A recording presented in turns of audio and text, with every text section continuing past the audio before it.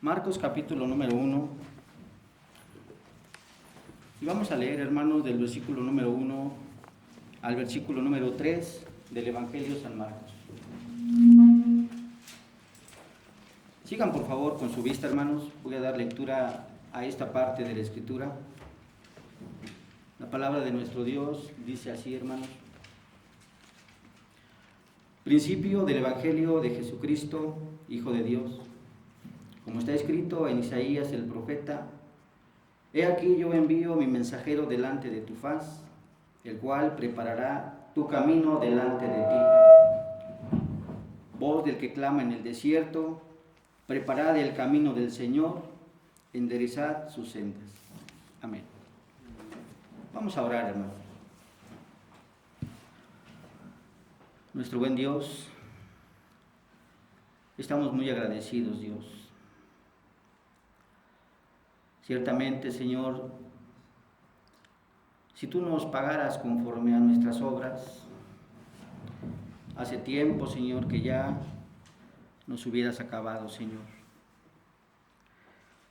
Pero podemos ver tu gracia y tu misericordia, Señor, en nuestras vidas, como hasta el día de hoy, Señor, permaneces fiel, Señor, a esa promesa, a ese pacto, Señor, que has hecho, en el cual, Señor, tú has declarado que tú eres nuestro Dios y que nosotros somos tus hijos. Y con esa confianza de que somos tus hijos, nuestro buen Dios, nuestra responsabilidad, Señor, en esta tu creación, es dar testimonio, Señor, ciertamente de todas las enseñanzas que vienen en tu palabra, mi Dios. Te queremos pedir la asistencia de tu Santo Espíritu, Señor, que dirija nuestro corazón, Señor, que lo convenza, mi Dios, que todas palabras que salgan, Señor, provengan de ti, Señor. Estamos muy agradecidos, bendito Padre, por todo lo que tú has hecho en nuestras vidas. Y, Señor, henos aquí, Padre, como tu pueblo, atentos a tu voz, Señor, a lo que tú tienes preparado para nosotros, bendito Padre. Cuántas gracias te damos, mi Dios. En el nombre de nuestro Señor Jesucristo te damos muchas gracias. Amén, Padre. Amén.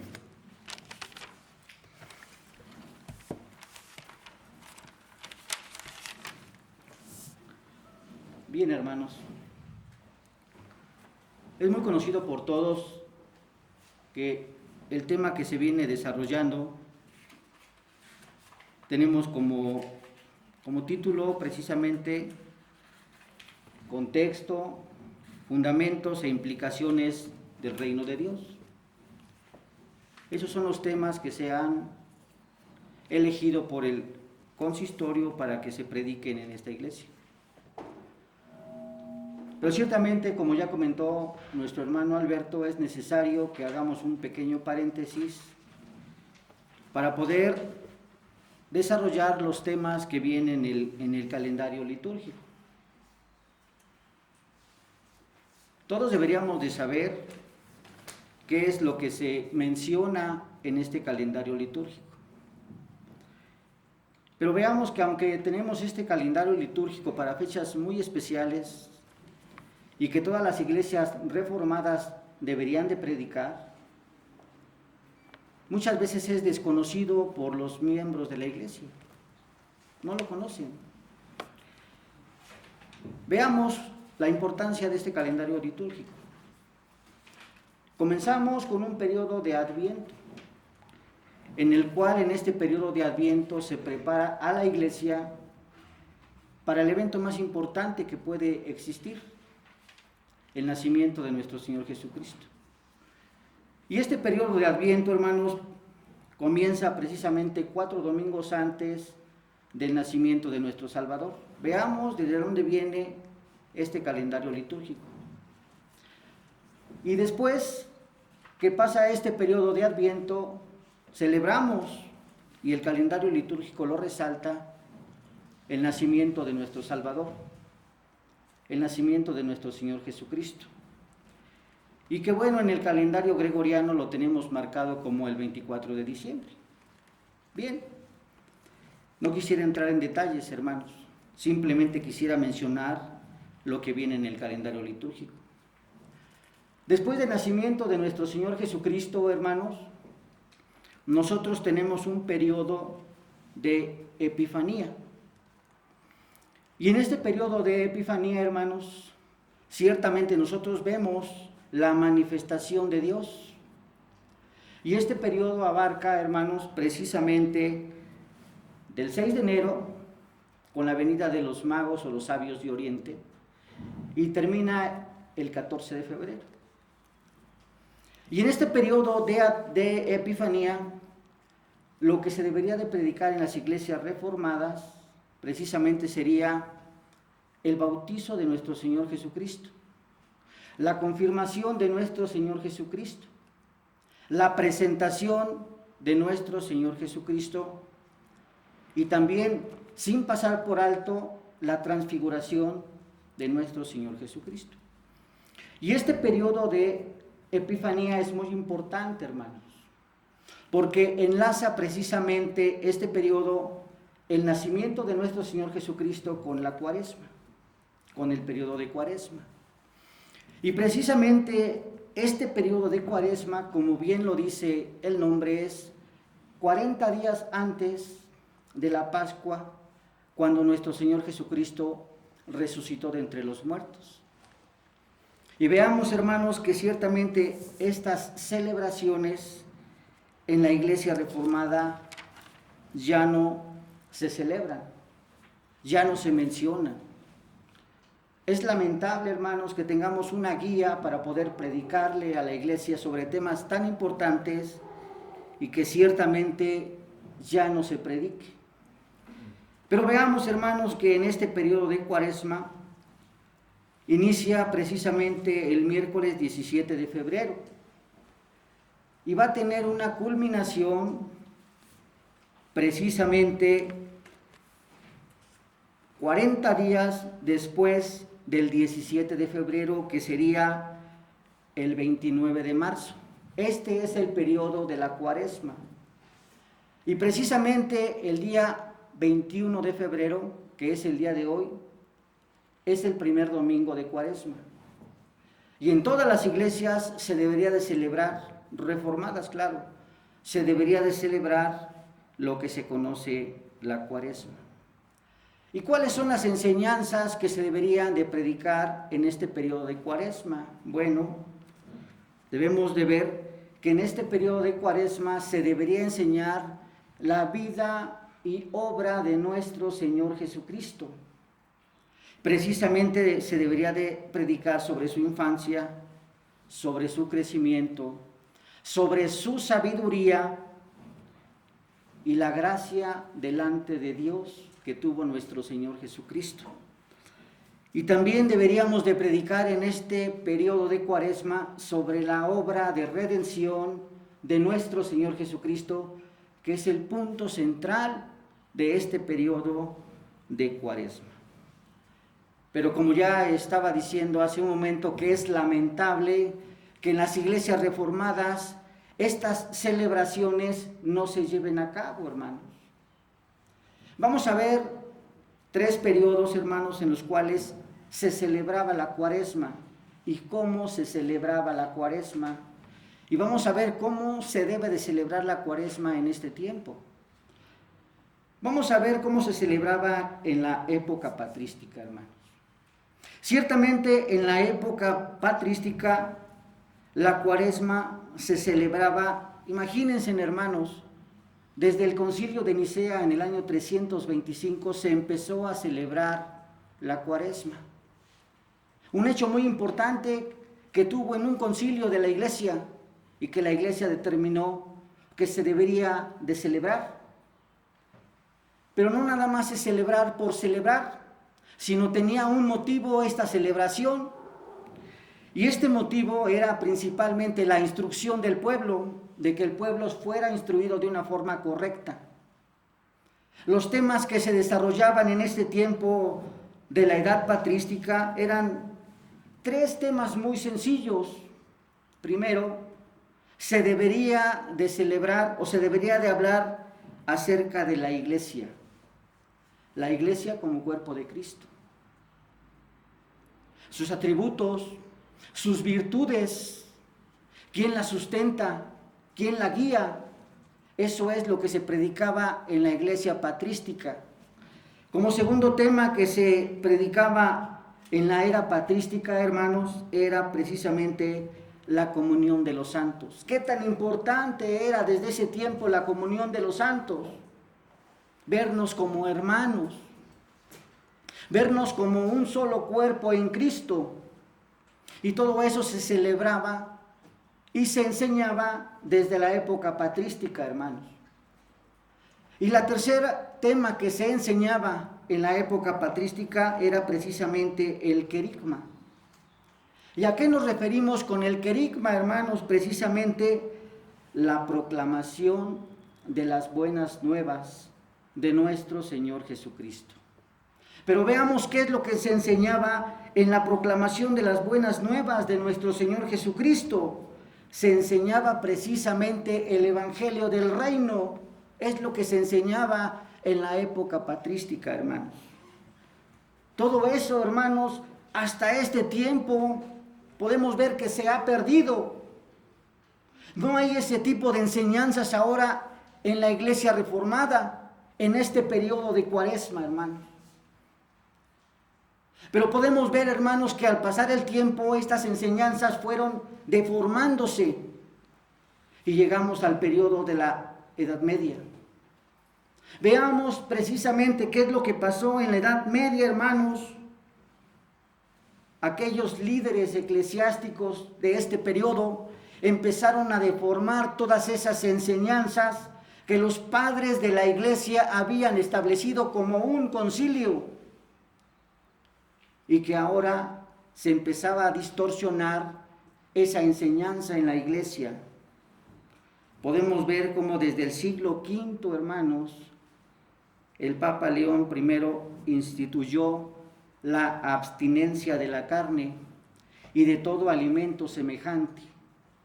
Veamos desde dónde viene esta abstinencia, desde el siglo V con el Papa León I, hermanos. Eso no fue todo lo que pasó, hermanos. Muchísimas más añadiduras se metieron a estas enseñanzas. Por ejemplo, en el siglo X se inició la imposición de la ceniza en los hombres, diciéndoles que eres polvo y al polvo volverás. Veamos esa desesperanza que le estaban dando a la iglesia. Estaban diciéndole que tú regresarías al polvo y que no tienes esperanza absoluta. Reconocen su condición, claro, reconocen su condición de pecador, pero con esa seña estaban diciendo que en el polvo te vas a quedar y ahí vas a estar.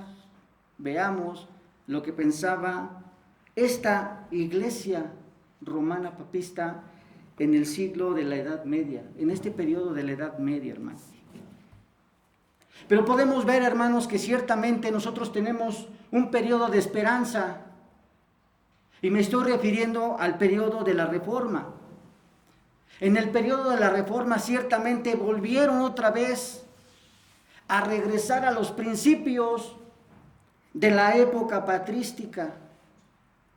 Y podemos ver ciertamente que se quitaron todas esas añadiduras que se habían impuesto a la iglesia de nuestro Señor. Y que ciertamente ahora, en este periodo de la Reforma, ahora los temas nuevamente vuelven a salir a la luz. Ahora se va a hablar acerca de los evangelios.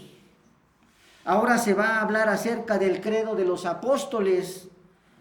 Ahora nuevamente se va a promulgar el querigma, pero ahora desde una perspectiva evangelista. Y podemos ver que se quitó completamente toda obra de supererogación. ¿Y a qué me refiero con toda obra de supererogación? A todos los méritos que el hombre puede hacer de más para poder alcanzar la salvación de su alma. Veamos, hermanos, precisamente que en este periodo de la Reforma fue tan importante porque cambió todo lo que la Iglesia romana en todo el periodo de la Edad Media había declarado para que se enseñara. Pero vamos a ver, hermanos, precisamente en este tiempo, en la actualidad, ¿qué es lo que la Iglesia entiende por el periodo de la Cuaresma, hermanos? Y para eso vamos a tocar 3 puntos que son importantes que la Iglesia comprenda, que la Iglesia conozca. Primero, vamos a abordar de una forma más completa cuál es la idea papista de la Iglesia. Segundo lugar, hermanos, vamos a ver qué es lo que piensan los evangelicalistas acerca de la Cuaresma. Tercero, ¿cuál es el pensamiento presbiteriano acerca de la Cuaresma? Estos son los 3 puntos que vamos a desarrollar. Vamos a comenzar con el primero, hermanos. Primero, ¿cuál es la idea papista de la Cuaresma? Veamos, hermanos, en qué han caído la Iglesia papista o la Iglesia romana. Ellos consideran, hermanos, que la Cuaresma es una penitencia. Me podrían preguntar, bueno, hermano, ¿qué es una penitencia? Es un dolor por el pecado. Se arrepienten por aquello que cometieron mal. Eso es una penitencia, hermanos. Y al ser una penitencia, según la Iglesia romana, entonces es un sacramento para ellos. Veamos cuáles son los sacramentos de la Iglesia romana o de la Iglesia papista. Primero, bautismo. Segundo, confirmación. Tercero, Eucaristía. Cuarto, penitencia. 5, unción de los enfermos. Sexto, matrimonio. Y séptimo, extrema unción. Podemos ver que la penitencia se encuentra incluida en los sacramentos. Y por lo tanto, por ser un sacramento, la Iglesia está obligada a cumplir con esa penitencia. Pero podemos ver, hermanos, precisamente que la penitencia tiene 3 facetas que son importantes que nosotros comprendamos. Primero, la penitencia es una contrición del corazón. El hombre tiene que reconocer en el corazón que se encuentra mal delante de Dios. En su corazón siente precisamente que está ofendiendo a Dios y que está ofendiendo las leyes de Dios. Ese es el primer principio de la penitencia, la contrición del corazón. Segundo, debe de haber una confesión de boca o una confesión auricular o una confesión sacerdotal. ¿Qué significa eso, hermanos? Precisamente significa que los feligreses están obligados, por ser un sacramento, a ir con el sacerdote a confesarse. Eso es una confesión auricular. Que el sacerdote escuche los pecados que tú cometiste. Eso es la segunda faceta precisamente de una penitencia, y es la confesión auricular. Y la tercera es la satisfacción de la obra. Podemos ver precisamente que en este punto el feligrés va con el sacerdote. El sacerdote escucha todo lo malo que tú has hecho. Y veamos las palabras que dice el sacerdote: yo te absuelvo. Es una ignorancia. Nadie puede absolver a un hombre. Solamente la gracia de nuestro Señor Jesucristo es el único que puede limpiar el pecado del hombre, hermano. Pero veamos precisamente que esta satisfacción de obras te lleva a que tú realices ciertos actos y son impuestos por el sacerdote. Primero te ponen penitencias de rezar Aves Marías. Segundo, te ponen como penitencia que te vayas a la palabra y que reces Padres Nuestros. O más aún todavía, te dicen que te vistas de nazareno. Veamos, hermanos, precisamente esta ignorancia que hay en la iglesia romana acerca de esta penitencia. Pero podemos ver, hermanos, ciertamente que cuando un feligrés va y cumple con la obra de contrición, cuando cumple con la confesión auricular y cuando cumple con la satisfacción de las obras, entonces el feligrés es merecedor de la gracia y del perdón de Dios. Veamos, hermanos, salvación por obras, por méritos propios, hermanos. Pero veámoslo ahora desde el punto de vista de sacramento, porque vimos lo que piensa la iglesia como penitencia.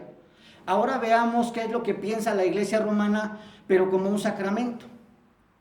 Como un sacramento, hermanos, precisamente la iglesia romana lo que piensa es que el hombre debe de convertirse a Dios, debe de arrepentirse de sus pecados y debe de cumplir con los mandamientos de la Santa Madre Iglesia. Aparte de que debe de cumplir con todos los mandamientos de la ley de Dios, debe de cumplir con la palabra. La iglesia de Roma o la iglesia romana o la iglesia papista tiene 5 mandamientos, hermanos, que también todos los feligreses, por ser un sacramento, deben de cumplir. Primero, deben escuchar misa todos los domingos. Segundo, hermanos, deben todos los feligreses hacer confesiones auriculares por sus pecados. Tercero, deben de comulgar, refiriéndose a participar de comer esta hostia. Cuarto, deben de ayunar y abstenerse de comer carne. Y 5, deben de ayudar a la iglesia en sus necesidades. Estos son los 5 mandamientos que tiene la iglesia romana o la iglesia papista. Y con respecto a la cuaresma, lo que ellos hacen es que resaltan el 4º mandamiento: ayunar y abstenerse de comer carne. Ellos se justifican de una forma siguiente, hermanos. Así como nuestro Señor Jesucristo, después de que fue bautizado, la palabra de nuestro Dios dice que fue llevado al desierto y ahí estuvo 40 días en el desierto sin probar alimento. En eso se justifica la iglesia romana para decir que todos los feligreses deben ayunar. Pero tiene un propósito por el cual la iglesia romana ayuna. Veamos cuáles son los propósitos, hermanos. Que el hombre debe de luchar contra su propia carne. Que el hombre debe de luchar contra sus propios deseos, hermanos. El hombre debe luchar contra el bienestar de su propio cuerpo, hermanos.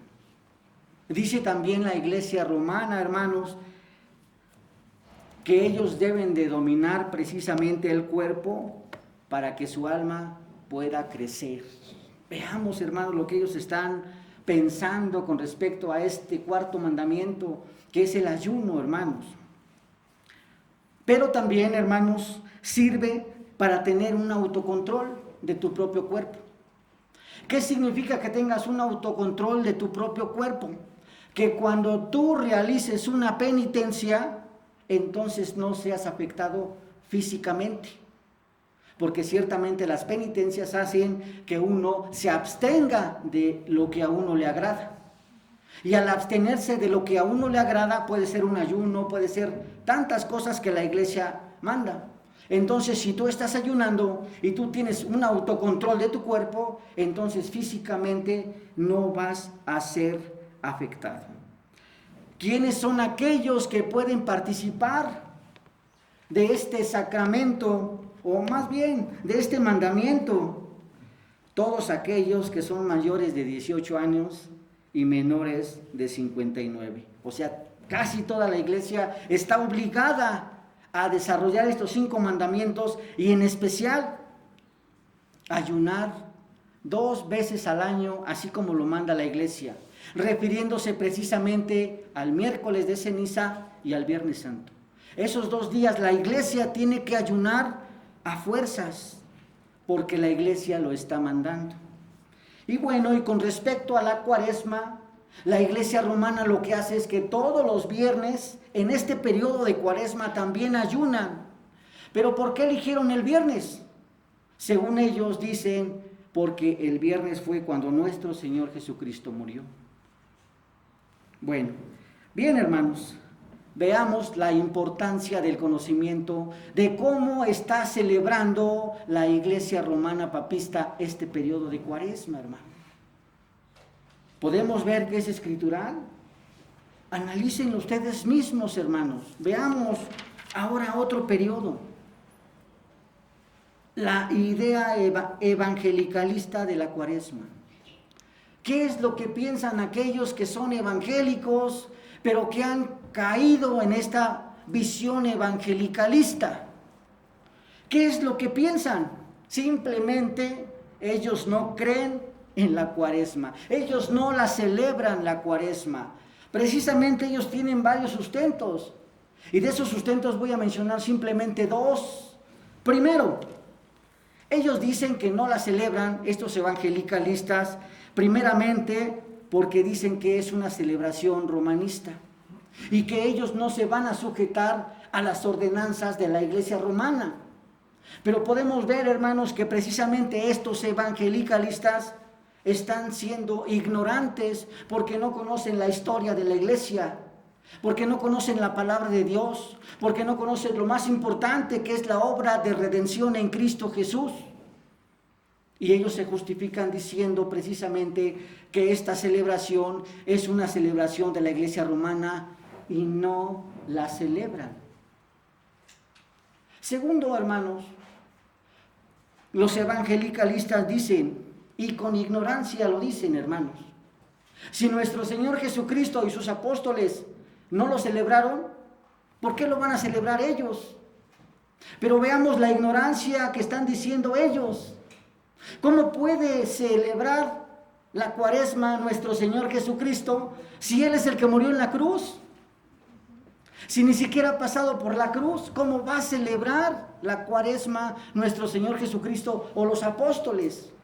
Si precisamente la cuaresma es celebrar este periodo, cuando nuestro Señor Jesucristo fue llevado a la cruz en su obra de redención. Veamos la ignorancia de estos que son evangelicalistas, hermanos. Pero podemos ver precisamente que la iglesia presbiteriana, hermanos, no canta mal las rancheras, hermanos.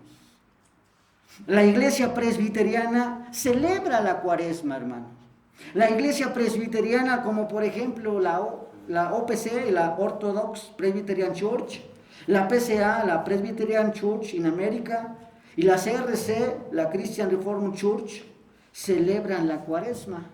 También la celebran, hermanos, muchas iglesias de América Latina, también la celebran muchas iglesias de Puerto Rico y también la celebran muchas iglesias de América del Sur, hermanos. Pero ¿qué pasa con México, hermanos? ¿Qué pasa con México y con la iglesia presbiteriana aquí en México? Lamentablemente, hermanos, cuando el evangelio llegó a México, no llegó por la iglesia reformada, sino llegó aquí a México por la iglesia congregacionalista. Y podemos ver ciertamente que dentro de los presbiterianos existen 2 tipos de presbiterianos. Primero, presbiterianos evangelicalistas. Segundo, presbiterianos liberales modernistas. Esos son 2 tipos de presbiterianos que se encuentran, hermano. Aunque no quisiera yo aquí en estos presbiterianos enmarcar a todos, porque también hay presbiterianos reformados. Pero veamos precisamente que los presbiterianos evangelicalistas, por ser evangelicalistas ellos, no creen simplemente en la Cuaresma porque ellos piensan que esta celebración es una celebración romana y simplemente no la celebran. Pero veamos la Iglesia Presbiteriana Liberal Modernista, hermanos. Nos espantamos de la Iglesia romana, pero veamos lo que hace la Iglesia Liberal Modernista, hermanos.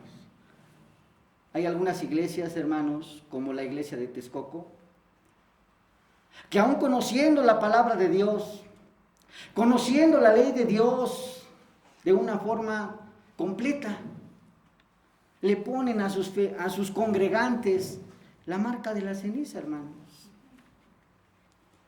Y más allá, hermanos, todavía el pastor que se encuentra exponiendo la palabra de Dios, en vez de que se ponga una toga como la iglesia reformada, se viste como sacerdote. Se pone su túnica sacerdotal y así da su culto, hermanos. Y más en este periodo de Cuaresma se viste con una túnica roja.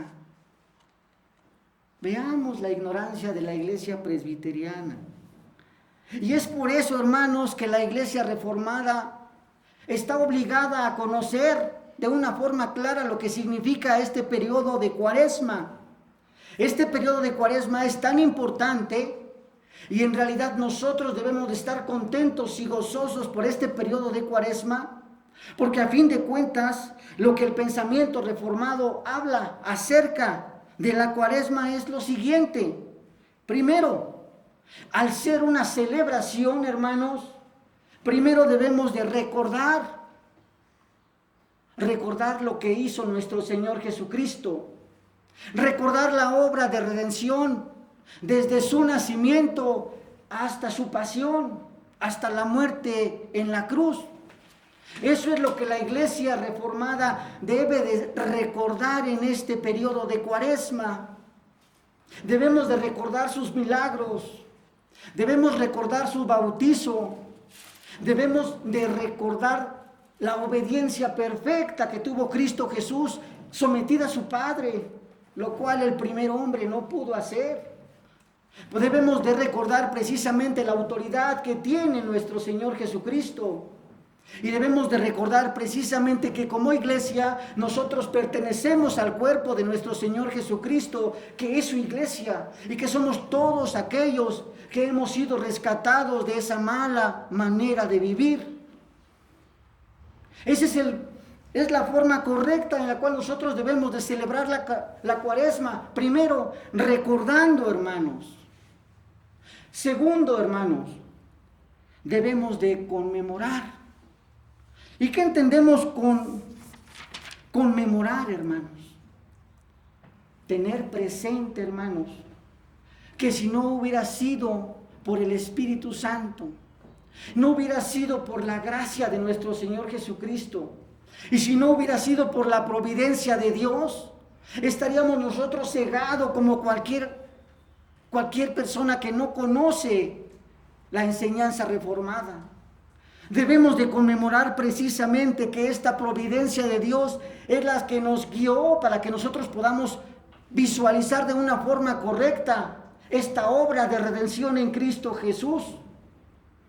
Y ese es un motivo para el tercer punto de una celebración. Celebrar, regocijarnos en Cristo Jesús. Celebrar precisamente porque nuestro Señor Jesucristo nos sacó de la condición en la cual nos encontrábamos. Nos sacó de esa condición de muerte, muertos en nuestros delitos y pecados por la desobediencia de este primer hombre. Y ahora ciertamente nuestro Señor Jesucristo, a cada uno de aquellos que son hijos de Dios, les ha dado vida y les ha dado vida en abundancia, hermanos. Es un motivo para que nosotros como iglesia reconozcamos todas las bendiciones de Dios. En este periodo de Cuaresma, hermanos, reconozcamos el favor que tuvo Dios para con nosotros por medio de su gracia en Cristo Jesús, hermanos. Pero es lamentable.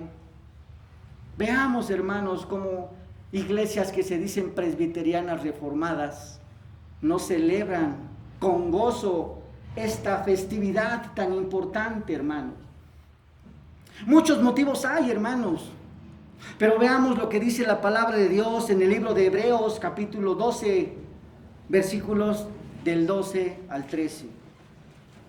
La palabra de nuestro Dios en el libro de Hebreos es muy clara, hermanos, y está hablando a la iglesia del Señor. Está hablando precisamente de lo que la iglesia ya no está haciendo. La palabra de nuestro Dios en Hebreos, capítulo 12, versículos 12 y 13, dice lo siguiente, hermanos. Por lo cual, levantad las manos caídas y las rodillas paralizadas, y hacer sendas derechas para vuestros pies, para que lo cojo no se salga del camino, sino que seas sanados. Veamos el problema de la iglesia en este tiempo, refiriéndome, hermanos, a la iglesia presbiteriana reformada. La palabra de Dios está diciendo, levantad las manos caídas. Tenemos un pueblo que ya no ora, hermanos. Un pueblo que se ha apartado de la oración. La oración es un medio de gracia. La oración es algo que tiene que estar siempre presente. La oración debe de estar en tu vida personal. La oración debe de estar en tu familia. La oración nunca debe de faltar en la iglesia. Nunca, hermanos. Hay algunas iglesias, hermanos, que han dejado de orar. ¿Cuál es el motivo, hermanos? Motivos hay muchos, pero la iglesia nunca debe de dejar de orar. Algunos dicen que no oran porque se hacen oraciones muy largas y se aburren. Algunos dicen que porque hay festividades importantes se suprime la oración. ¿Y quién les autorizó a que las oraciones se quiten de algo tan importante que es la celebración a nuestro Dios Trino? Es un medio de gracia y tiene que estar siempre presente en la iglesia del Señor. Por eso dice la palabra de Dios en Hebreos 12, levantad las manos caídas, porque la iglesia ya no ora al Señor, hermano. Ya se olvidaron de su Creador. Ya no tienen comunión con su Señor. Y ciertamente, hermanos, la palabra de nuestro Dios nos está mandando a hacer peticiones uno por otro. Nos está mandando a que oremos por todo. Dice, dad gracias por todo. Si comes, si bebes, si estás enfermo o aún estás con vida y con salud, darle gracias al Señor en oración por todo, hermanos. Y veamos ciertamente lo que está haciendo la iglesia en este tiempo. Veamos cómo se reúnen los santos en la congregación. Y todos vienen a la congregación de los santos con necesidades, hermanos. Vienen con conflictos. Vienen con cargas, hermanos. Y lo mínimo que esperan de la reunión de los santos es que salgan fortalecidos, con paz, con tranquilidad, por medio de la oración, hermano. Y hay muchísimas necesidades en la iglesia. Es algo que no se debe de suprimir en la reunión de los santos. Pero la palabra de Dios sigue diciendo, y las rodillas paralizadas, hermanos. No se trata simplemente de estar hablando palabras al Señor. Señor, perdóname. Señor, ayúdame. Señor, necesito ciertas cosas. El Señor te está diciendo en la palabra de Dios que te humilles delante de Él. Cuando está diciendo precisamente de doblar las rodillas, primeramente debemos de reconocer al Dios soberano, que todos los beneficios y todas las bendiciones provienen de Dios. que reconozcamos nuestra condición delante de Dios. Como dice Calvino precisamente, para que nosotros podamos conocer a Dios es importante que primero el hombre se conozca a sí mismo. Reconocer la condición en la cual nosotros nos encontramos. Ciertamente somos pecadores, pecadores redimidos en Cristo Jesús. Reconociendo esa condición, hermanos, precisamente ahora podemos nosotros acercarnos al trono de la gracia confiados de que nuestro Señor nos escuchará. Como dice precisamente David en sus salmos, el Señor escuchó mi plegaria, el Señor escuchó mi oración. Cuando venimos aquí a la iglesia a orar, todos, absolutamente todos, queremos que el Señor nos escuche. Y esa es la confianza que nosotros debemos de tener, de que el Señor nos escuche, hermanos. Pero la palabra de Dios sigue diciendo: haced sendas derechas para vuestros pies, hermanos. No solamente se trata de hacer oraciones y de que reconozcas al Señor como tu Dios, sino te está diciendo que cambies tu vida, que de esa mala manera de vivir que estás llevando, te salgas de ese camino y sigas por el camino recto, porque Dios es soberano. Porque Dios a través de su santa palabra te está diciendo la forma correcta en la cual tú tienes de vivir. La forma correcta en la cual tú tienes que ser guiado, hermano. Y no por las novedades de este mundo que te está ofreciendo, hermanos. La palabra de nuestro Dios es muy clara y dice: transformaos por medio de la renovación de nuestro entendimiento para saber cuál es la voluntad de Dios santa y agradable, hermanos. ¿Cómo podríamos nosotros obedecer la ley de Dios o andar por caminos derechos si no conocemos la palabra de Dios, hermanos? Es muy importante, hermanos, que aquello que está torcido se enderezca. Es muy importante que si andamos por caminos chuecos, dejemos aquellos pecados, aquello que nos agrada, lo dejemos y sigamos a nuestro Señor. La palabra de Dios dice: toma tu cruz y sígueme. Es lo que está diciendo el Señor, que dejemos aquello que está torcido y que sigamos al Señor, hermanos. Y eso nos lleva precisamente a dar testimonio en nuestras vidas. Y es precisamente lo que debemos hacer en este periodo de Cuaresma. Que precisamente en nuestro hogar sepan que Cristo Jesús es nuestro Señor, que Cristo Jesús dio su vida por nosotros, que Cristo Jesús desarrolló su obra de redención aquí en la tierra, que murió en la cruz por los pecados, de los cuales yo soy el primero, y dio su vida para que el pueblo pudiera tener vida. Y ese es el testimonio que debe de dar la iglesia en su hogar. Los hijos también deben dar testimonio de que conocen a Cristo Jesús como su Señor, como su Rey, en todo lo que hacen, con sus amigos, con sus visitas, donde quiera que se encuentren, reconozcan que Cristo Jesús es su Señor, es su Rey, hermanos. En la iglesia, hermanos, la iglesia debe de ser completamente cristocéntrica. La iglesia debe de proclamar el bendito evangelio del reino de nuestro Salvador y no dejarnos llevar por lo que piensan aquellos que no tienen ni siquiera conocimiento de la historia de la iglesia, de la historia de la salvación, de la historia de la redención, hermano. Veamos lo importante, hermanos, todo lo importante que implica este periodo de Cuaresma y que la mayoría, hermanos, simplemente pasan por alto, no lo celebran. Justificaciones hay muchas, hermanos. Pueden decir que hay temas más importantes. Ellos sabrán, hermanos. Nuestra obligación y nuestra responsabilidad es apegarnos a lo que nos dice el calendario litúrgico.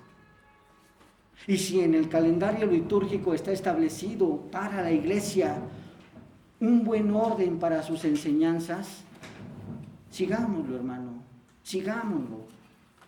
No porque la iglesia romana, papista, celebre este periodo de Cuaresma de una forma incorrecta, nosotros no la celebremos. Al contrario, hermanos, en este periodo nosotros debemos estar felices, contentos, regocijarnos en el Señor porque es una celebración. Recordar lo que hizo nuestro Señor Jesucristo por nosotros, por cada uno de nosotros. ¿Qué es lo que el Señor ha hecho en su vida? Pensemos en la condición en la cual se encontraban anteriormente. De ahí el Señor los sacó. De ahí el Señor nos arrancó y ahora nos plantó en la vid, en el verdadero olivo. Veamos lo importante de esta celebración. Si no hubiera sido por la providencia de Dios, hermanos, que nos cuida, que nos guía y que nos sustenta, hermanos, a lo mejor nuestro pensamiento sería igual que el pensamiento de los evangelicalistas, a lo mejor, o de los romanos papistas, hermanos. Pero podemos ver la gracia y la misericordia de Dios en esta providencia, que nos va guiando como de la mano para que podamos comprender de una forma clara este periodo de Cuaresma, hermanos. Y esto nos lleva a tener regocijo, estar contentos y estar felices de todo lo que el Señor hizo en nuestras vidas, hermanos. Es un motivo para nosotros tan importante, hermanos, que todas las celebraciones que se han desarrollado para nosotros deben de ser de gozo, de alegría, de felicidad, porque estamos recordando al que dio su vida por nosotros, al Rey de Reyes, al Señor de Señores. Concluyendo, hermanos, ciertamente debemos nosotros en este periodo de Cuaresma seguir todos los principios que se encuentran en la palabra de Dios. Porque no debemos de seguir a un hombre, debemos de seguir a nuestro Dios y ser dirigidos por su palabra. Debemos nosotros seguir todos los principios que se encuentran en la bendita palabra de nuestro Dios. Segundo, nosotros precisamente como iglesia reformada debemos de recordar la obra de redención de nuestro Señor Jesucristo. Debemos de recordar su humillación, debemos de recordar sus milagros, debemos recordar sus padecimientos, pero también debemos de recordar su exaltación en Cristo Jesús. Porque la palabra de Dios dice que nuestro Señor Jesucristo está sentado a la diestra de Dios Padre Todopoderoso y desde ahí reina con poder. Es nuestro Rey, es nuestro Señor, hermano. Debemos de recordar en este periodo de Cuaresma los hechos poderosos de Dios. Todo lo que el Señor ha hecho a través de la historia, a través de los pueblos, a través del pacto que ha hecho con su nación y lo que ha hecho en cada uno de nosotros en nuestra vida. Es lo que nosotros también debemos de recordar en este periodo de Cuaresma. Y por último, hermanos, debemos de recordar, hermanos, que trabajamos, que vivimos y que nos movemos en el reino de nuestro Dios. Y ahí es donde nosotros vivimos, en este rey que es, en este reino que es de nuestro Rey, de nuestro Señor. Y si nosotros no pensamos de esta forma, hermanos, que el Señor no nos demande.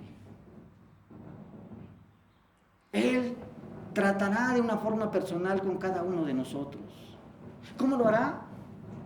Solamente el Señor lo sabe. Pero ya no hay excusa, hermanos. Y es motivo para que nosotros como la iglesia estemos contentos, gozosos, felices en este periodo de Cuaresma, hermanos. Vamos a orar. Nuestro buen Dios, hoy en esta tarde, Señor, primeramente queremos pedirte perdón, Señor.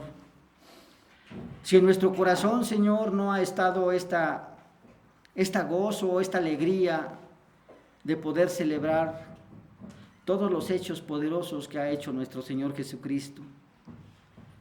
tanto en tu creación, Señor, y de una forma personal en la vida de cada uno de nosotros. Bendito seas y alabado sea tu santo nombre. Perdónanos, Señor, si hemos sido desobedientes a tu ley, si no hemos obedecido tu palabra para andar por los caminos derechos, Señor, a los cuales, Señor, tú nos has mandado, Señor, que andemos, porque es bueno, Señor. Bendito seas, mi Dios. Ten misericordia de nosotros, Señor. Muchas veces lo hemos hecho por ignorancia, a veces lo hacemos por rebeldía, Señor. No tomes en cuenta, Señor, esos pecados. Al contrario, Señor. Que tu Santo Espíritu confirme en nuestro corazón el deseo de seguir glorificando tu santo nombre, mi Dios. Porque tú eres el único digno de recibir la gloria y la honra. Bendito seas, mi Dios. En el nombre de nuestro Señor Jesucristo te damos muchas gracias, Padre. Amén.